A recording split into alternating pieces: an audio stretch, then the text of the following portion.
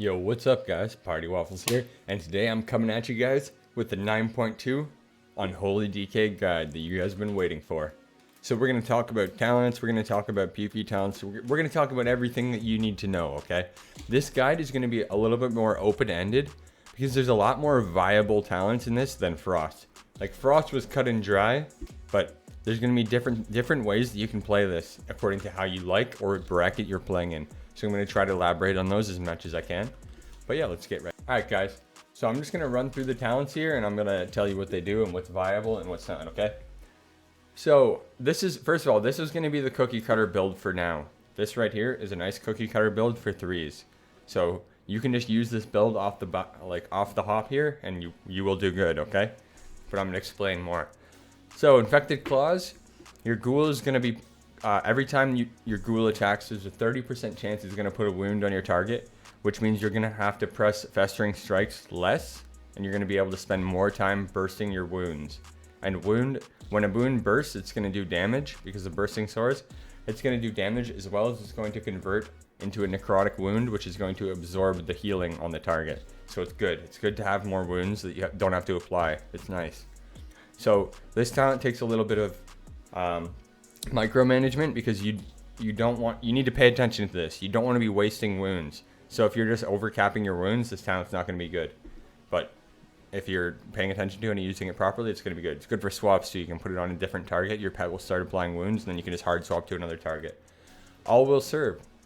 This is just a pet, another pet you summon. It's a ranged pet. It's just free damage, okay? 5%-ish, 5 to 6% of my damage right now. This talent later on in the season when we get the tier pieces could be insane because the tier pieces, they have a chance to proc a Soul Reaper, which is going to buff your pets. So the more pets that you have going is obviously going to be good if the pets are getting buffed by 50% damage, etc. So this is good and passive as well. Viable talent, probably more viable with the tier sets too. Clawing Shadows as well. This is also good. Scales off Mastery. You can use this, hits through bops. It's just a ranged Scourge Strike. Nice. It's nice to proc your wounds with it. It's just a good ability. So anything on this row is viable, okay? Me personally, at the moment, I'm playing Infected Claws. I might switch it up to All Will Serve later. In 2v2s, I would play All Will Serve. Let's go to the next row here. So the next row we have, I'm Bursting Swords, which every time you burst a wound, it's going to explode and hit everything around it. So it's just more burst, as well as burst with your Apocalypse. We'll explain that later.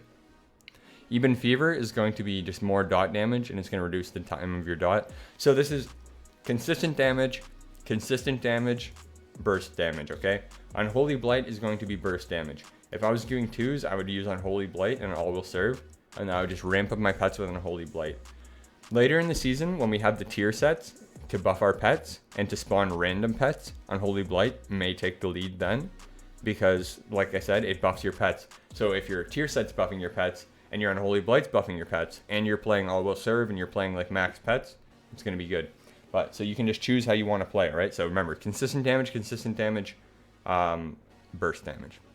Although I don't really see too many people playing Ebon Fever right now, but that could change.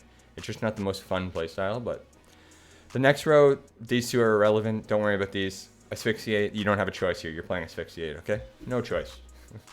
The next row, Pestilent Posturals is what I'm playing right now, and it seems to be what everybody's playing. It goes good with Bursting Swords, because what Pestilent Posturals does is bursting a Festering Wound has a chance to give you a 10% chance to grant you Runic Corruption. And if you don't know what Runic Corruption does, it's this right here. Each Runic Power you spend is a 1% chance to increase your rune regeneration rate by 100% for 3 seconds, okay? So increase your rune regeneration rate by 100% for 3 seconds. So there you go. You have a 10% chance for that to happen. So basically, you're just going to get runes back really fast. So the more runes, the more things you're bursting, the more chance you have to get runes back. So you're just going to be able to keep bursting and keep applying. So you're going to have a lot of rune uptime with this. It's a good talent. Harbinger of Doom, it's just going to give you 2 sudden Doom procs, which is your free Death Coil triggers. Death Coil proc, rather. So this talent, I would play, if you're going to play this talent, you're going to want to play the Conduit to go with it, okay? If you're not playing the Conduit to go with it, I probably would not play Harbinger of Doom. The Death Coil Conduit is the one I'm referring to. Soul Reaper, not right now. You're not really going to play this. In 2v2s, say you're fighting double DPS, then I'll play it, okay? But for the most part, you're not really going to be able to proc them, and it doesn't hit that hard for what it for all the effort it takes to set up. It doesn't hit that hard, and your tier set is going to be putting these on randomly just for like using your abilities. You're just going to be applying them. So maybe later. I'm not sure if the tier set. The way the tier set works is if your soul, because your tier set puts a Soul Reaper on the target. If that Soul Reaper procs on the target, increases your pet damage by 50%. But I'm not sure if Soul Reapers that you apply also increase the pet damage if they proc. If they do, then that may be good later on, but just keep an eye on that. But for now, I would stick with Pestilent Posturals or Harbinger if you're playing Death Coil Conduit. The next row we have here is a defensive row. So it's going to be Magic Defense right here, just makes your AMS bigger. Wraithwalk, which if you see my Frost video, you know I love Wraithwalk because it can secure a kill and get you away. So this is going to be... If you're fighting casters and you don't need a Wraithwalk to get out of a route, you can go Spell Eater. If you're fighting melee, you can either go Death Pact or Wraithwalk. Like I've already told you before, I hate Death Pact personally, but I'm a Wraithwalk kind of guy. But you guys can choose which one you like. So, but definitely don't use Spell Eater into like melee, for instance. But on to the next row. So this row, don't worry about these talents. You're only playing Unholy Pact. The other ones are irrelevant. So just play Unholy Pact. And then for the final row, you're going to be playing Army of the Damned. You could play Unholy Assault too if you like the playstyle, but the problem with Unholy Assault is it's just a whole nother GCD, right? It's a whole extra GCD in your burst, and it's a long cooldown. And the thing about this is, you're playing this, so your Apocalypse is only a 25-ish second cooldown anyways, so it's like this doesn't really work as well with it as it used to. But maybe later, when we have all the pets, maybe you say you proc a couple pets, you proc a Soul Reaper from the tier set, your pets get buffed 50%, and then you proc this too. It could be good, but I like this one just because you're gonna have Maguses of the Dead up constantly. You're gonna be buffing them with the tier set. You're gonna, you know what I mean? It's just the Death Coils is also gonna reduce the cooldown of your Apocalypse and keep your Apocalypse on a short cooldown, even shorter than it is from this. And the Apocalypse is just instant burst too, right? You can have 4 wounds on the person, and then you proc an Apocalypse, boom, instant Necrotic Wounds on the target for the healing absorb. And then you can do it every 20-25 seconds for big burst, right? And the Bursting Swords works together with this combination, because Bursting Swords is going to make your Apocalypse burst hit for heart, like it's going to hit for more than it would have. So they kind of all synergize with each other nicely. This is the 3v3 spec, by the way. Alright, now you could also use this in 2s, but... So let's talk about the PvP talents quickly here too. So this is going to be like the cookie cutter, where your baseline, right? So Necromancer's Bargain, I'll read it to you. The cooldown of your Apocalypse is reduced by 45 seconds, but your Apocalypse no longer summons ghouls, okay? You apply Crypt Fever, and Crypt Fever is just every time the target is healed, they're going to take % damage of their health. It actually seems like the Crypt Fever is hitting a lot harder right now. I notice it in like the top of my damage, so it's pretty good. But you're mostly taking this. The Crypt Fever is a bonus. You're mostly taking this to make the Apocalypse a shorter cooldown, which is what I mean by 25 second Apocalypse in combination with the 2. The next thing is Necrotic Wounds. So every time you burst a wound, it's going to convert into a Necrotic Wound, absorbing 5% healing, and it stacks up to 6 times, okay? So you can have 30% healing absorb on the target, and you want to try and maintain that up as much as you can. So with your short Apocalypses, you're going to be able to put 4 wounds on somebody instantly, right? So it's going to be a lot easier to maintain. And then the last talent is self-explanatory. All enemies within 8 yards take 8% increased magic damage. So it's just general damage. So, but let's go through these. You're not going to play this. Maybe in RPGs you could. Dark Sim, you can play this if you want to make some crazy plays. You could swap. This is going to be the flex talent right here, okay? This is the flex talent. So you could swap this out.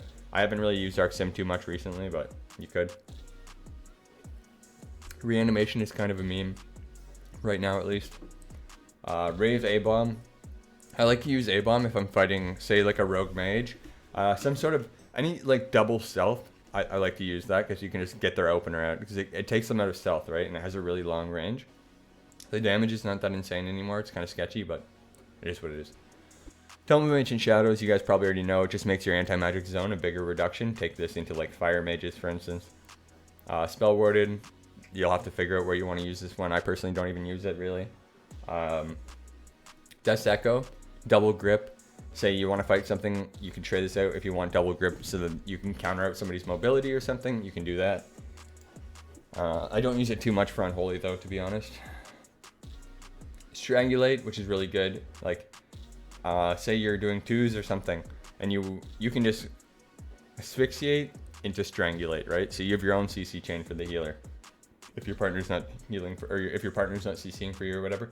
But strangulate's good, you know, you can use it offensively, you can use it defensively. It's just a basic silence, you know, just a silence. Doom Burst, probably not, unless you're playing Harbinger of Doom and the Death Coil Conduit that makes your Harbinger of Doom or your Sudden Doom procs hit harder. You're probably not going to be playing Doom Burst with that.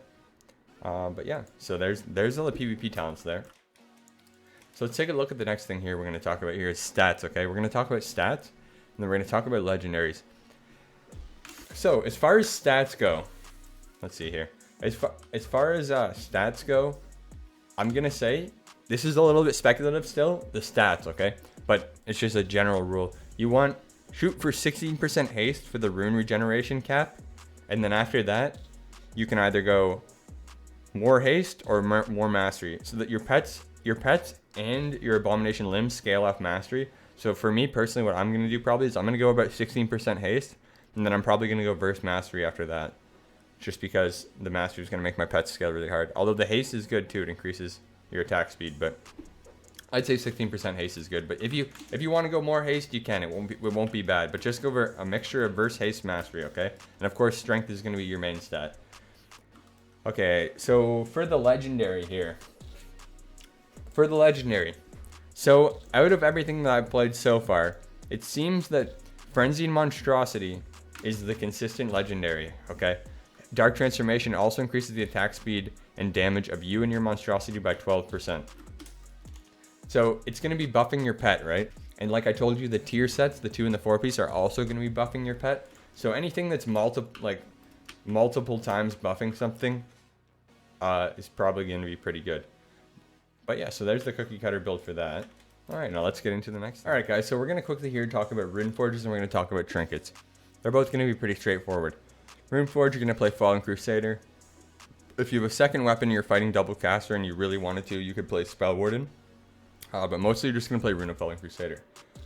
And then, as far as trinkets go, I'm just going to go, personally for me, I'm going consistent damage trinket. You could play Insignia.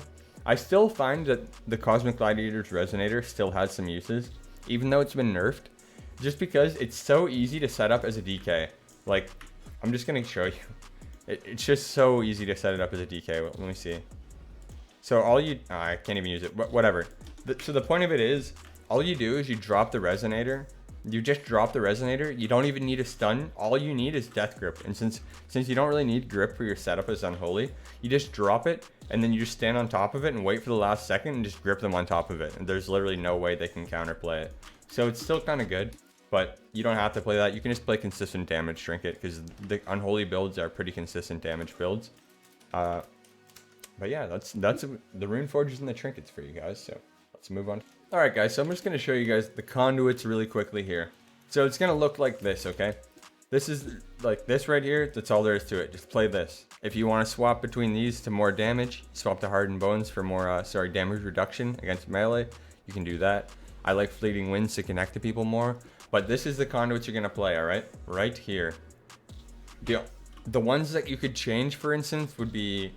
Remember, so I told you, if you're ever gonna play Doom Burst, you're gonna want to be playing Harbinger of Doom, and then you're gonna want to be playing the Death Coil Conduit. So this is the Flex Conduit, okay? So if you didn't want to play Pestilent Posturals and you wanted to play Harbinger instead, then you would trade out this conduit, the Eternal Hungerer, for the Embrace Death Conduit. That's gonna increase your Sudden Doom coil damage by 68%. Because this is going to give you double the procs too, and then you can just do big damage with your Doom Burst too. Because the Bursting Swords is going to burst with the coils, but I would not play that one. I would play this, okay? For now, I would play this. This right here, these conduits right here, okay? So the reason this is going to be safe, when the legendary comes out, you're obviously going to be playing the Brutal Grasp legendary, right? The A-Bomb Limb legendary, because we're Necrolord. You don't get a choice for your second legendary. You do not get a choice. It's a Covenant legendary, okay? So you're going to be playing Frenzied Monstrosity, and you're going to be playing Brutal Grasp for now. So this is going to be really good. And then later on, all this stuff. So the reason you're playing Eternal Hunger is because, like I told you, the 2-piece and the 4-piece tier set is going to buff your pets, right? So this is also going to buff your pet, and the Conduit's going to get stronger, and it's also going to increase the duration of your Dark Transformation, which when you're on Dark Transformation, you get a strength bonus, you get a bunch of stuff, right? So it's going to be really good, and you're going to be spawning random pets. But those are the Conduits you're going to be using here, okay? And I'm going to specify this one more time. You will be using the tier set, okay? So you want to get the 2 and the 4-piece tier set from PvE or PvP as soon as you can get it, because you will be using it. Okay, on to the next. Okay, so what I'm going to show you next is how to do damage and properly. But before I do that, I'm just going to show you a cookie cutter 2s build, okay? So here's the 2s build I was talking about. You got your extra pet on Unholy Blight to ramp up your pets. So remember, consistent damage, burst damage, right? So we're taking damage, burst damage, and yes, I'm going to show you how this works. This is a 2s build, but you could probably use this in 3s as well later when you get the tier set. This might be the best build for 3s. But let's see. So as Unholy, to do damage, I'm going to teach you the simple rotation first, okay? And then I'll tell you how to burst. So as a general rule for Unholy, this is what you want to do. You're going to keep your dot up, okay? You want to keep your dot on the target. That's number 1. Number 2 is you're going to apply wounds with Festering Strike. The wound cap rather is 6 wounds, okay? Per Festering Strike, you can apply 2 to 3 wounds, all right? So that means if you get good RNG, you can max your wounds in 2 Festering Strikes. But what that also means is, like I told you before, you don't want to waste Festering Wounds. So if you already have, say, like, look at this, okay? I already have 5 wounds on the target. I would not want to press Festering Strike again, okay? Because it can apply 2 to 3. So if you have 4 or more wounds, you ideally don't want to press Festering Strike. You could, if you have 4, you could press it and only put 2 wounds up and it would be good, but you could be wasting a wound. So try not to fester past 4 wounds if you can help it. And also, if you're playing Infected Claws, just watch, because remember, your pet's going to be applying wounds as well, and you do not want to waste wounds, okay? So we keep our dot up, we apply our wounds, we don't overcap the wounds, and then all you do after that is you're going to just burst the wounds with Scourge Strike. You're just boosting your wounds with Scourge Strike, and you'll notice the Necrotic Wounds stacks right there. That's going to be the Healing Absorb. You want to boost your wounds, and you want to try and keep your Necrotic Wounds as high as you can. But another thing here is that you have Runic Power, right? So with your Runic Power, you're either going to you don't want to overcap your Runic Power, okay? So you're either going to dump your Runic Power with Death Coils, or if you need healing, you're going to dump it with Death Strike. But, so you're going to kind of want to weave in the Death Coils so that you don't overcap your Runic Power. So that's basically that for single target, okay? You're going to keep the dot up, apply your Necrotic Wounds, and you're going to burst the wounds with Scourge Strike into, apply your Festering Wounds, and then you're going to burst them into Necrotic Wounds. And you're going to try and keep your wound stacks up as long as possible. Maintain them as much as you can, because that's going to be your Healing Absorb all game. So that's how you're going to be bursting single target, okay? Say you have a group of people that are stacked up and you have wounds on multiple targets. You're going to drop a Death and Decay, and then when you're in the Death and Decay, the wounds are going to be bursting on everyone in the Death and Decay. Notice, see that? So that's how you're going to, that's how you AoE burst. You just burst the wounds on everybody in Death and Decay. As far as Epidemic goes, if you have your dot, this is mostly for PvE, but if you have your dot on 3 or more targets, Epidemic is going to be more damage than Death Coil, okay? So 1 to 2 targets, you Death Coil. Multiple targets, you Epidemic. Not so much in Arena because you don't want to break CC, but the way Epidemic's going to be used in Arena is to stop drinks, okay? You're going to keep a dot on the healer, and then if the healer goes for a drink, or the rogue goes for a drink, or they go stealth, you can Epidemic them out of stealth, alright? Out of stealth. So it's very good. It has a range now. It did not have a range in BFA, but it does have a range now, but it's still very good. So as far as your basic damage, there it is there. Keep your dot, apply Festering Wounds, burst Festering Wounds, don't overcap. Pretty straightforward. it takes a little bit of management, but you'll get it. Now to burst, okay? Your burst rotation is going to look like this. So your longest burst cool, if you're playing Unholy Blight, this is what it's going to look like, okay? So Unholy Blight is going to be the longest one. So it takes 14, it lasts for 14 seconds, but it stacks for 4 times. So while it's stacking, it's going to be resetting. So it actually lasts 18 seconds, okay? So Unholy Blight, 18 seconds. Dark Transformation is also going to be 18 seconds. But later on, when you max this Conduit out, it might actually end up the Dark Transformation becomes a longer cool, like it could be 21 seconds or something, for instance. I'm not sure how high it's going to scale. So you want to use the longest thing first, right? So at the moment though, Unholy Blight is going to be the longest. So you're going to go Blight into Dark Transformation, and then say this is, we'll do it like this. Assume you already have your wounds on the target, okay? We already have 4 wounds to Apocalypse the target. So we're going to pop Unholy Blight, we're going to pop Dark Transformation, and then we're going to pop A-Bomb Limb, because it's massive damage now, and then you're going to Apocalypse. And then you're going to Fester again, and you're going to burst the last 2 wounds. And then look, we got all the damage going. We got 6 wounds on the target. There it is. Or you could already have 6 wounds on the target preemptively before, and then you could just Apocalypse. You could pop Ramp Up, pop Apocalypse, and then just Scourge Strike twice instead of having to Fester. But the bottom line is, that's the order you want to do it in, okay? Unholy Blight, Dark Transformation, A-Bomb Limb. And you're going to probably want to stack your A-Bomb Limb with your Dark Transformation as much as possible, because Dark Transformation is going to give you, like I said, 5% strength increase, as well as damage increase from the legendary. So, and then when you get your A-Bomb Limb legendary, it's going to be insane. But that's how that goes. But, so, like I said, if Eternal Hunger at like 270 makes it up to like 20 seconds, like, if this is anything longer than 19 seconds, then you're probably going to want to, well, not probably, you are going to want a Dark Transformation and then Unholy Blight after. Because it's going to be the longest cooldown, so it'll be up the entire time for everything regardless. But yeah, that's pretty much how you burst as far as that goes. Yeah, so just like I said, just say, I'm going to show you an example. Say you're fighting somebody, right? You're fighting this guy, blah, blah, blah, but this guy already has wounds. And you're fighting this guy, and then you want to hard spell this guy. You just go over, boom, look, instantly, you have your full Necrotic Wounds on that guy, 30% reduction. Your warrior throws a Sharpen up 2 or something, an MS, which stacks with this, and they can't even get healed. But yeah. That's that for the damage too. It's pretty straightforward, a little bit of micromanagement. You got to manage your pets, a couple things like that, but it's pretty fun when you get used to it. But yeah, thank you guys for watching today. I hope you guys learned something. You should be able to succeed with this. I gave you 2 different builds, so it should be safe from, even if things change, like you should know the second build could be the one. The first build is good now in 3s, but it could change to this, so. It's a little bit of an open-ended guide, so I explained everything, and you can choose the playstyle that you like.